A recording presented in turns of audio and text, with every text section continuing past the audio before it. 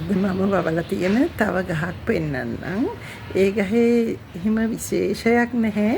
නමුත් වැවිලා තියෙන අපූර්ව හරිම ලස්සනයි. මේක පතු පැලයක්. ඒක මම වවලා තියෙන්නේ මේ වගේ පුංචි වීදුරු වාජනයක. ඒක එල්ලලා තියෙන්නේ මෙතන. ඉතින් ඒක පොඩි කෑල්ලක් ඇතුළට දාලා වැව්වම ඒක දැන් වැවිලා තියෙන ලස්සන බලන්න.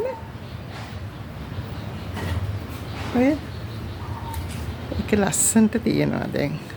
මම ඒක පොණ්ඩේක උඩ එල්ලලා තියෙන්නේ. ඔය දෙකද